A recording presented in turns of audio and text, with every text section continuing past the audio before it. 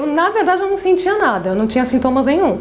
O que eu tinha era uma hérnia de disco, que eu já tinha sido operado há 6 anos atrás, e há 2 anos atrás eu voltei a ter o problema de dor na minha coluna. E eu fui buscar o meu médico e eu fui encaminhada para uma cirurgia de coluna. Nessa cirurgia de coluna ele me pediu um hemograma. Eu descobri, fiquei sabendo que tinha doença através do hemograma. O resultado deu muito alto, alterado.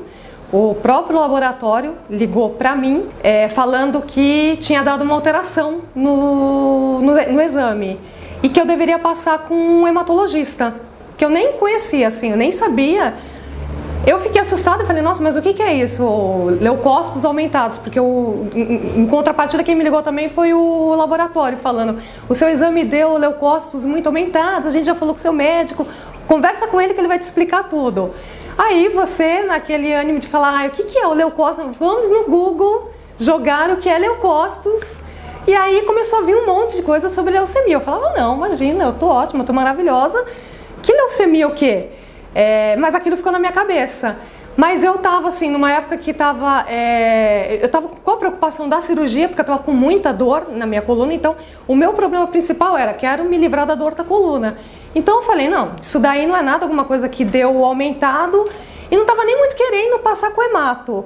Só que aí o hemato ligou pro meu marido falando, você tem uma consulta marcada comigo na segunda-feira. E você tem que trazer a sua esposa, porque pra mim eu nem ia passar no hemato. Eu queria operar minha coluna. E eu fui no hemato assim, tipo, o que esse homem vai falar pra mim? Eu não sei nem quem é o médico, porque foi o meu médico que ia me operar, que marcou a consulta com ele. Eu falei, vou falar o que com esse homem? O que eu tô fazendo aqui? Só que quando eu entrei no hospital, a parte que esse médico atendia já era a parte de oncologia. Então, naquele caminho que eu fiz até entrar no consultório, foi caindo a minha ficha que era alguma coisa mais séria do que eu estava imaginando. Porque até ali eu estava achando que não era nada, era um aumento de leucócitos, que era alguma coisa, eu tinha acabado de vir de uma viagem, eu achei assim, eu tomei muito sol, foi o sol que fez isso, eu jamais imaginava que era leucemia. E quando eu cheguei no consultório do médico, que ele me chamou, ele atendeu todos os pacientes, me deixou por último, ele nem me conhecia, nem eu a ele, ele me chamou e começou a falar, olha, você está aqui porque o seu médico marcou uma consulta comigo, você teve um aumento dos leucócitos.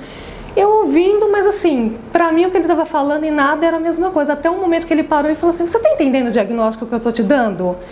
Aí naquele momento eu senti que ele estava me trazendo para uma realidade. Eu falei, o senhor está falando que eu estou com leucemia? Ele falou sim. Naquele momento abriu o chão para mim. Porque você ouvir que você tem leucemia, até então eu não sabia que existiam vários tipos de leucemia. Para mim a leucemia era aquele da novela que a menina perdeu o cabelo. Então aquilo é que pesou para mim. Naquele momento eu comecei a chorar. Eu tinha, na época, eu estava trabalhando em 2 empregos. Eu trabalhava no banco, sou bancária, eu trabalhava no banco e dava aula à noite também. A primeira coisa que ele falou para mim assim foi, nesse momento você vai ter que parar e pensar o que você vai querer da sua vida, porque agora você vai entrar numa batalha. Você não pode estar desgastada por essa batalha. Naquele momento eu achei que era o fim para mim. Depois é que, graças a Deus, assim, você vai descobrir o que é a doença, que não é nada daquilo que você lê no Google, porque o maior erro da minha vida foi entrar no Google. Eu li muita coisa no Google, eu li que eu teria só 5 anos de vida, que o remédio, depois ele ia passar para uma outra fase, a minha doença, e aí eu teria 5 anos de vida. E depois, assim, numa das consultas que eu tive com o meu médico, que eu falei, eu tô buscando tudo na internet, ele falou pra mim, não, então agora você vai parar e você vai acessar a Abrale. Ele me deu o site de vocês. Então, ele passou pra mim e falou, você não acessa mais nada, você tá proibida, você vai acessar esse site, que era o site da Abrale. Aí foi ali que eu li a respeito da doença, descobri que tinham vários tipos de leucemia, que a LMC realmente ela pode chegar numa outra etapa, que é lá a blástica, aguda, tal, que não era o meu caso. Eu estava com a LMC, estava com a crônica. Ele me explicou, logo de cara ele falou para mim na consulta, você vai tomar um remédio, com remédio, não vai ser com quimioterapia. Eu tinha um cabelo enorme, foi a primeira coisa que ele falou para mim, o seu cabelo não vai cair. Porque quando eu imaginei que era uma leucemia, quando eu comecei a jogar no Google que seria uma leucemia, a primeira coisa que eu falei para minhas amigas com quem eu trabalhava era, eu vou perder meu cabelo. Era a primeira coisa que veio na minha cabeça. E eu tinha um cabelo enorme, e como mulher, aquilo foi a vaidade, eu não quero perder meu cabelo. E naquele momento que ele falou para mim, a primeira coisa que ele falou, você não vai ter queda de cabelo, você vai tomar um remédio. Aquilo já foi assim, um peso que tirou de cima de mim. Então, vir a descobrir depois que existiam outros tipos de leucemia, que não eram, né, cada uma é tratada de uma forma, depende do estágio que você pega. Por sorte, eu tive a hérnia de disco, porque até para o meu médico, depois eu fui operada. Depois eu tive que esperar os meus índices ficarem aceitáveis para ir para uma cirurgia. Eu até fiquei afastada de serviço, eu nem ficaria, pela doença eu nem ficaria, porque eu estava bem. Eu precisei ser afastada por causa da coluna, porque eu já não estava aguentando mais. Aí, em contrapartida, como eu não podia ser operada, o médico me afastou para que eu aguardasse o período para ser operada da coluna. Depois eu fui operada, tudo transcorreu normalmente. Então, até esse momento assim de você ver que está tudo bem, a pior fase é no momento que te falam que você tem uma leucemia, porque até então você fica com a imagem a perda de cabelo, a menina que cortou na novela o cabelo, e não é nada disso. Existem vários tipos, depende da forma que você é diagnosticado. Graças a Deus foi logo no começo. Depois é que eu comecei a imaginar assim, algumas sensações que eu tinha. Eu ficava cansada, mas como eu estava trabalhando em 2 turnos, eu joguei tudo no trabalho. Eu estou cansada porque eu estou trabalhando demais. Eu tive uma colega minha que logo no final do ano, isso foi em dezembro, ela chegou para mim e falou assim: você está emagrecendo muito. Só que eu estava, além de estar trabalhando muito, que eu estava em 2 turnos, eu estava a ponto de fazer a minha bodas de prata, porque eu estava fazendo estava comemorando com meu marido bodas de prata. Então, para mim, eu joguei naquilo. Eu falei, eu estou tão ocupada que eu estou emagrecendo. Não era, já era a doença nas suas manifestações, só que eu estava tão na correria que eu não percebi quais eram os sintomas. Depois, quando o médico falou para mim, provavelmente você está se sentindo cansado, você deve ter tido perda de peso, aí é que eu relacionei tudo. Eu falei, eu estava relacionando a outras coisas, aí relacionei tudo à doença. Logo que eu fui diagnosticada, eu tive que ficar um período internado, eu fiquei uns 3 dias internado, mas assim, eu fiquei mais internada exatamente para que eu fizesse os exames que eram necessários serem feitos, porque os índices realmente estavam enormes, estavam muito altos. Então, o médico falou para mim, qualquer médico te internaria agora. Mas como você vai estar tomando remédio até a gente estar resolvendo, até entrar com o remédio oficial mesmo, ele me internou para que eu fizesse os exames mais rápido, porque aí teve plano de saúde até aprovar os remédios, aí foi mais essa etapa que eu fiquei. Mas se fosse por outro motivo, eu nem ficaria internada, eu ia estar tocando a minha vida normal e estaria trabalhando normalmente. Assim, isso eu quero deixar bem claro, a doença não me afastou em nenhum momento das minhas atividades. Então isso também, a gente pode ver que isso não é uma doença que vem, dependendo da forma, claro que você diagnostica, né? Se você já tiver numa fase mais drástica, é lógico que vai ser de uma outra forma. A minha, como era ainda no início, eu consegui estar tomando o remédio, receber o remédio, ajeitar todos os meus índices até para que eu fosse para uma cirurgia. Depois de 5 meses que eu fui diagnosticada, nem isso, 3 meses depois eu estava fazendo uma cirurgia de coluna, que não é uma cirurgia muito fácil. Então, é vida normal. 2 anos que foi diagnosticado, foi em fevereiro de 2011. Então, eu estou indo já para 3 anos de diagnóstico. Tem o quê? 2 anos e alguma coisa que eu tomo remédio, 2 anos e 8 meses mais ou menos que eu tomo o imatinib, né? Que é o remédio que eu tomo, isso religiosamente, todos os dias.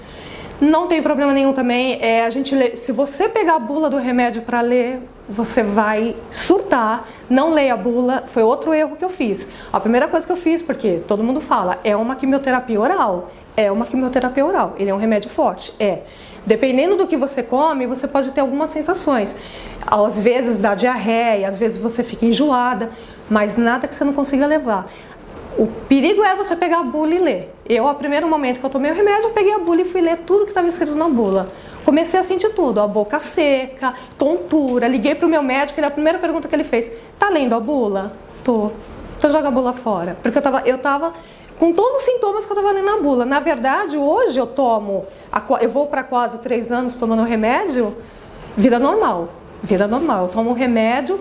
É aquilo que eu falei, às vezes eu sinto que quando eu como uma fritura, alguma coisa mais pesado, uma comida que não seja muito do meu cotidiano, você sente que o organismo ele dá uma outra resposta. Mas nada que eu dou graças a Deus que não é uma quimioterapia venosa, é uma quimioterapia oral. Eu tomo depois que eu almoço e volto para o meu serviço e continuo a minha vida. Então, é um tratamento fácil. sem dor, sem sofrimento. Você pode ter um mal-estar, mas isso, o mal-estar a gente tem em outras situações da vida da gente, então não há como, não tem que se apavorar, não tem que ler bula. Se quiser ler bula é a título de informação, que pode ser, mas não, aquilo não é, nem tudo que está ali é aquilo que vai acontecer com você, cada organismo reage de uma maneira. Isso foi há 2 anos atrás, eu até descobri hoje que hoje não é assim que está sendo para os portadores, quem diagnostica agora não é dessa forma. Quando eu diagnostiquei há 2 anos atrás, ele fez ele teve que preencher várias solicitações para a Secretaria de Saúde, fez um monte de relatório, anexamos um monte de exames que a gente tem que fazer, que é mielograma, BCR, o hemograma, e você entrega na secretaria para pedir, porque é um remédio de alto custo. A pior momento, assim, também após você descobrir que é uma leucemia, é você descobrir que o remédio não é um remédio que você vai conseguir pagar, porque é um remédio que custa muito caro. Então, o que você vai ficar é a título do governo te fornecer isso. Então, você está na mão de um governo está te fornecendo. Isso, no momento, eu fiquei muito assustada, porque eu falei, tá, e agora? Como é que a gente vai fazer isso? Eu sabia que eu estava passando com um médico particular, que não era um médico do SUS. Então, como é que eu vou fazer agora para estar pegando esse remédio? Aí ele me explicou também como funcionava. Eu vou fazer todos os relatórios, você vai dar entrada na Secretaria da Saúde e nós vamos aguardar para que esse remédio venha. Tinha um prazo lá estipulado para que o governo mandasse, para que a Secretaria mandasse. O prazo estava vencendo, eu tive alguns problemas porque o prazo quase venceu, só que não chegou a vencer. No dia que eles falaram para mim assim, olha, você tem até o dia 20 para receber. Exatamente no dia 20, que era o último dia, chegou o telegrama falando, ó, teu remédio está disponível, já pode buscar. Então, assim, é assustador, porque você fala assim, é um remédio de alto custo, não é um remédio que eu posso falar, eu vou na farmácia comprar. Então, você fica preocupado com isso. Isso é um caso que te traz preocupação. Só que em contrapartida você fala, tá, mas existem as leis, existe o governo, existe a Constituição que obriga que o governo te dê saúde, então você está amparado por lei. Qualquer coisa você corre atrás dos seus direitos para ir atrás desse medicamento. E até hoje eu posso falar, eu não fiquei sem remédio, então eu tenho remédio fornecido pelo sistema de saúde até hoje, desde que eu fui diagnosticada até agora. Eu tomo graças ao governo que está fornecendo. Mais uma coisa que meu médico falou pra mim, procura com a Abrale, ele falava muito pra mim assim, vai em palestras, porque ele via que eu tava meio neurótica com isso, né? Vai em palestras, a Abrale tem palestras, vai que você está precisando conversar com alguém que tenha, pra você ver que não é esse bicho de 7 cabeças, porque você, no primeiro momento, pra você... Até hoje, mesmo eu tendo a doença controlada, eu me sinto normal, eu falo pro meu marido, eu me sinto curada. Eu me sinto curada, pra mim eu sou curada, eu não tenho nada. Eu tenho porque eu tenho que ir no médico, porque para que eu pegue o remédio eu tenho que ir no médico sempre. Então é algo que eu tenho que lembrar, eu tenho a doença, mas eu me sinto curada. Mas até os familiares, assim, ainda hoje eles ficam, ah não, você vai ser curada, porque para os familiares pesa muito também. Isso, eu me lembro quando eu estava internada, que a minha irmã foi me visitar, foi uma das coisas que pegou, porque eu falei para ela, o duro dessa doença é que você não sofre sozinha, você leva a família para sofrer junto, isso é muito triste, você leva a família para sofrer com você, e essa é a parte pior. Mas, volto a dizer, a LMC é a mais das tranquilas doenças que você possa imaginar, não é nada para que se desespere, não é o fim de nada. Eu era doadora de medula óssea. Olha que coisa engraçada na vida da gente. Há mais ou menos uns 15 anos atrás, no banco que eu trabalho, eles chamaram o pessoal da Santa Casa, eles levaram para dentro de onde eu trabalho para fazer uma campanha de doação de medula óssea. E aquilo me tocou. Aquilo me tocou de uma certa forma, eles montaram estandes dentro do banco, vários amigos meus não queriam fazer, e aquilo me tocava. Eu falava, nossa, eu quero ser doador de medula óssea. Eles estavam entregando até uma camiseta de incentivo. Primeiro acho que foi a camiseta que me conquistou, depois eu falei, não, eu quero fazer parte disso, eu quero ser doadora de medula óssea. Eu não sabia nem o que era ser doador de medula óssea, mas aquilo tocou em mim. E fui lá e me cadastrei. A Santa Casa levou todos os cadastros e eu ficava em casa falando assim, meu Deus do céu, um dia eu tenho que ser chamada, eu tenho que ser compatível com alguém. Eu sei que isso é 1 em 1 milhão, isso é uma loteria. E eu até ficava irritada porque aquilo foi passando os anos e eu falava assim, devem ter jogado meu cadastro fora, não é possível não ser doadora para ninguém eu sou compatível. E assim, aquilo ficou tanto dentro de mim, enraizado, que eu acho que aquilo já era o meu preparo até para a própria doença que eu iria passar. De certa forma, eu queria ajudar uma pessoa, porque se eu fosse compatível com alguém, eu seria compatível com uma pessoa. Hoje, eu sendo portadora, eu sei que eu posso ajudar muito mais gente do que eu ajudaria sendo. Porque quando eu descobri que eu tinha doença, o primeiro questionamento que eu fiz foi: eu não posso mais doar minha medula, porque minha medula também é doente. Quem sabe até um dia eu vou precisar de um doador. E aquilo mexeu comigo, eu falei assim, tá bom, eu não posso mais doar, eu não vou ser compatível com mais ninguém. Mas se eu fosse compatível também, talvez eu fosse compatível com uma pessoa. Hoje eu posso ajudar os outros, os que têm, para até vir dar um depoimento e falar, olha, tem luz no fim do túnel, segue, porque é vida que segue. Esse é o recado, é vida que segue. Como que é o monitoramento? Você faz exames de quanto tempo? Exato. No começo, logo que eu fui diagnosticada, eu tinha que ir no médico de 1 em 1 mês. E fazer hemograma de 1 em 1 mês. O mielograma já era um pouco mais espaçado, era de 3 em 3 meses mais ou menos. Agora que a minha doença já está muito bem, eu estou assim, com meus índices muito dentro do padrão, o remédio, eu tive boa resposta com o remédio, então eu estou muito bem. Eu vou no médico, olha, de 3 em 3 meses, de 4 em 4 meses. Quando eu fujo um pouco, até o médico até reclama, fala, não, você não pode, não é uma doença que você possa abandonar, eu não posso abandonar.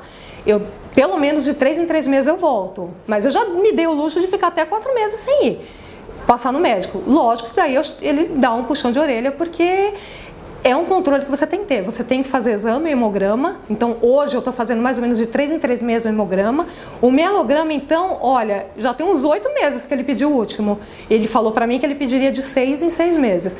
Só que, graças a Deus, como está tendo uma boa resposta, ele já está até espaçando isso. Então, até mielograma, eu estou levando um tempo maior. Só que é uma doença que você não pode esquecer que você tem que ir no médico. 2 coisas você não pode esquecer. Que você tem que ir no médico e que você tem que tomar o remédio todos os dias. É um recado que você já entra no médico ali, a primeira coisa que ele pergunta para você: está tomando todos os dias o remédio? Isso é importantíssimo. Então você tem que tomar. Se você esquecer um dia, no outro dia você toma. Toma 2. Meu médico orienta a tomar 2. Esquecer um dia, toma 2. Mas não esquecer. Eu nunca esqueci. Eu nunca esqueci de tomar. Isso já é um hábito para mim. Eu acabo de almoçar, mesmo quando eu estou no ambiente de trabalho, que eu estou almoçando, eu já levo o comprimidinho. Já é algo que já faz parte do meu dia a dia. Então, isso é muito importante. Não deixa de tomar o remédio e não deixa de ir no médico. Eu mesmo não gosto de médico. Eu falo para ele. Por mim, ele brinca comigo e fala assim: por você viria daqui? Com certeza, porque eu não gosto de ir no médico. Só que não é assim. É algo que a gente tem que controlar. É uma doença que você está tratando com o remédio, além de que para que eu pegue o remédio, eu tenho que ter a receita do médico, então me vincula a ir no médico, ele tem que estar acompanhando os hemogramas, porque é ali que está descrevendo tudo. Se tiver alguma alteração, que a gente tenha que trocar remédio, qualquer coisa, é ali que ele vai identificar. Então, se eu me afastar, eu não vou ter essa chance depois de voltar para uma correção. Então isso é importante, que fique esse alerta. Não deixa de tomar remédio e não deixa de ir no médico.